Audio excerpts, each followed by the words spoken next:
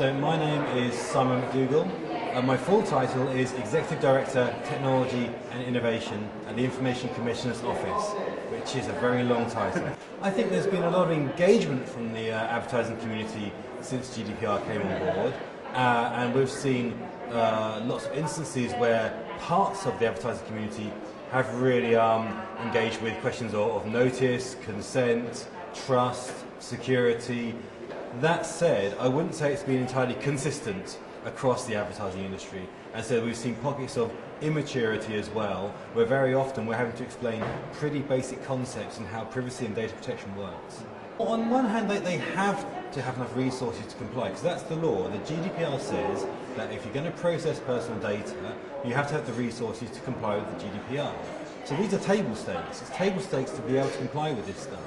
That said, it's a new piece of regulation, it's a very vibrant industry, there's lots of innovation, and so yes, we're seeing lots of organisations put the right resources into it. We're also seeing a lot of change, and we're seeing organisations have to catch up with themselves. So we're keen at the ICO to keep supporting the industry and making sure that we're there to help the industry get better. In terms of what the industry has to do right now in relation to our update report, in early December, the first thing is to do whatever they can before December the 20th, because that is the end of our 6-month period that we will look into the industry to actually make changes.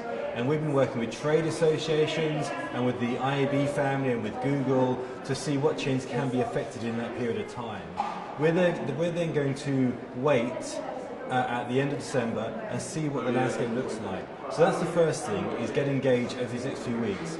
The second thing is to reread our update report and see the kind of things we're interested in, because it's pretty clear that change has to happen. And so consider what you're doing about security, consider what you're doing about processing special categories of data, consider your lawful basis of processing under the GDPR, dry subjects are no but important, and understand that change is going to happen, and consider what change you have to make. The first thing we've said is that on the 20th of December, we're not going to ruin Christmas. So sadly, I don't have people hidden in the back of a van somewhere waiting to take a low dawn raid on December the 21st. We're just going to look and see what the landscape looks like and consider next steps. As we go into the new year, we're then going to consider, has the industry moved enough? Has it addressed our concerns? And if not, where are the gaps remaining? And then we'll decide what we do next.